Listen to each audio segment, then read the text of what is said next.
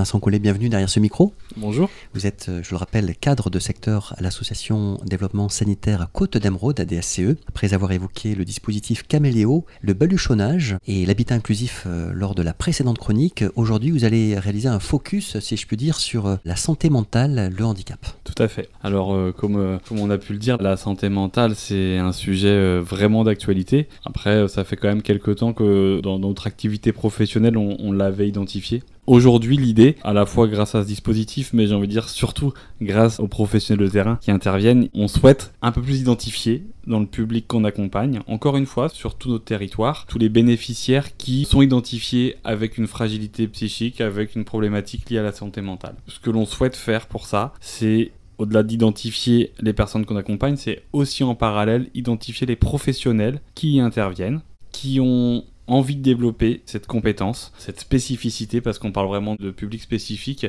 sans le stigmatiser. Mais ça demande une posture particulière, ça demande des outils particuliers, ça demande d'activer des leviers avec des partenaires bien identifiés.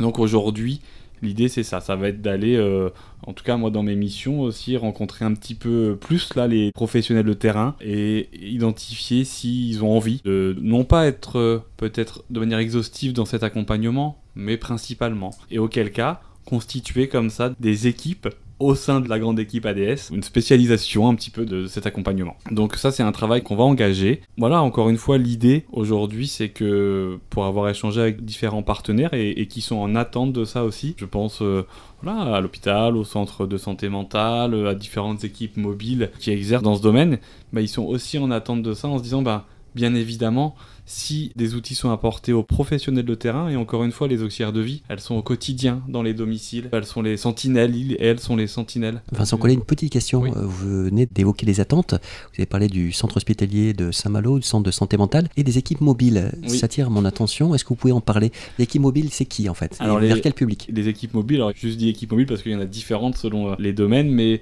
effectivement, là pour le coup, j'ai pu rencontrer des équipes mobiles de santé précarité sur la santé mentale ou de la psychogériatrie, à la fois sur le 35 et sur le 22. Et l'idée, c'est de se dire comment on va pouvoir travailler ensemble, pour que eux apportent leur expertise quand ils ont pu faire une évaluation et qu'on puisse l'apporter à nos professionnels de terrain.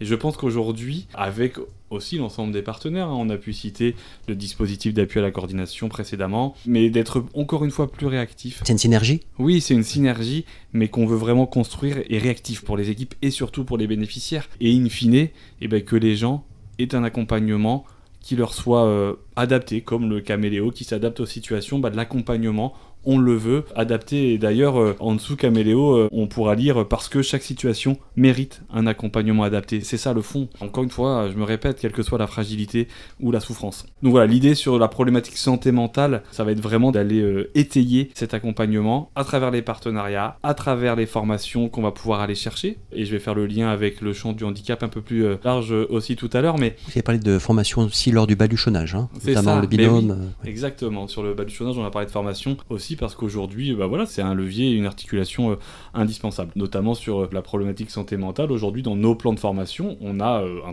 très beau plan de formation qui est assez générique pour notre service. Et demain, si on a une équipe et des experts du domicile dans cette fragilité de la santé mentale, on pourra aller chercher des formations encore plus précises, plus techniques. Vous voyez, ça c'est un des axes qu'on veut vraiment développer et je pense qu'il est attendu. Et puis en parallèle, une fois qu'on a dit ça sur la santé mentale, c'est aussi le transposer sur le champ du handicap, qui est très général, aussi le champ du handicap. Moteur notamment. Exactement, moteur, mais handicap mental qui est différent de troubles psychiques, c'est pas forcément la même chose, des fois on fait des amalgames. Par exemple, une personne qui souffre de schizophrénie. Pour le coup, là on est plus dans l'ordre de la santé mentale et troubles psychiques. Après, je suis pas un expert en toute humilité, pour le coup c'est ma vision des choses, peut-être on pourrait me contredire. Enfin, ce que vous nous dites là, Vincent Collet, c'est qu'effectivement, à chaque cas, une réponse adaptée, encore une fois. Encore une fois, exactement. Et on le souhaite, donc du coup, aussi sur le champ du handicap, aujourd'hui, et je vais faire un lien avec les aidants parce que ce sujet-là, il est aussi très important, c'est notamment, au-delà du handicap moteur, adulte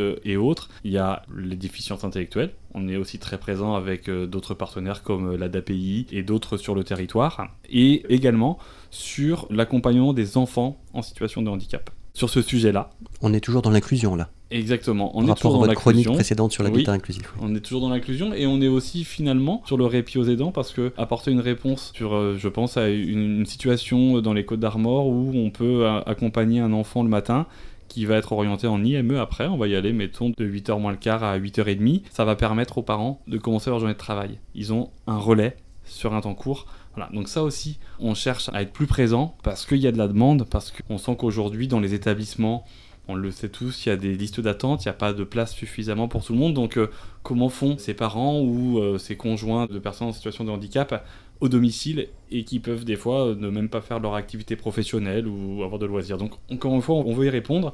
Et on va aller chercher des missions d'appui à travers des professionnels qui le proposent. Je pense à des foyers de personnes en situation de handicap, des IME qui peuvent nous proposer, à travers leur expertise, des missions d'appui, voilà, au bénéfice, dans un premier degré, de nos professionnels, et in fine, aux bénéficiaires et leurs aidants. Et il arrive que des parents mettent entre parenthèses leur carrière pour pouvoir s'occuper de leur enfant en situation de handicap. Ouais, on a vu ça, hein. Tout à fait, et on le voit, je crois même pouvoir dire qu'on le voit de plus en plus et qu'on aimerait le voir de moins en moins. Et... Parce que justement, ce que l'on vit, c'est l'épanouissement des deux. Tout à fait, bah oui, mais c'est vraiment important.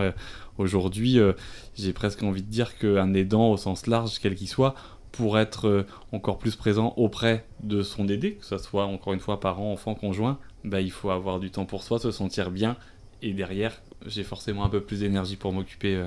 Et justement, est-ce que là aussi, on n'est pas dans une relation triangulaire, mais le fait d'avoir un partenaire, que la DSE a un regard extérieur sur des situations peut-être familiales où c'est compliqué, parce qu'il peut y avoir aussi le sentiment de culpabilité d'un parent, de devoir aller au travail alors que l'enfant est en situation de handicap, parce que ça c'est quelque chose que vous voyez ou qu'on traite aussi quelque part à travers. On pourrait être amené à le traiter. Alors après, j'ai en tête deux situations là, sur des enfants. La première dont je parlais, on n'est pas dans ce cadre-là parce que du coup, l'enfant, il est orienté dans un établissement. Donc de toute manière, à la journée, il y est.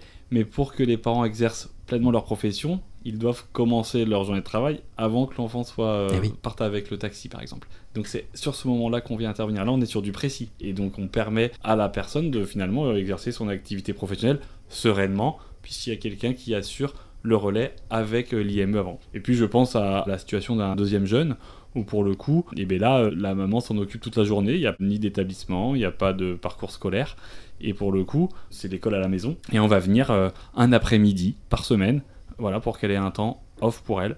Voilà, donc on est sur un répit sur du champ du handicap, un répit ponctuel sur le champ du handicap. C'est pour ça que des fois, répit handicap, ça se retrouve. C'est un peu corrélé. Absolument. Merci beaucoup Vincent Collet, cadre de secteur de l'association développement sanitaire Côte d'Emeraude, pour toutes ces précisions. On vous retrouvera très probablement bientôt pour d'autres sujets. Merci pour l'invitation. Merci. C'est un plaisir. Au revoir. Au revoir. Le médico-social au domicile. L'ADS Côte d'Emeraude, à vos côtés, au quotidien.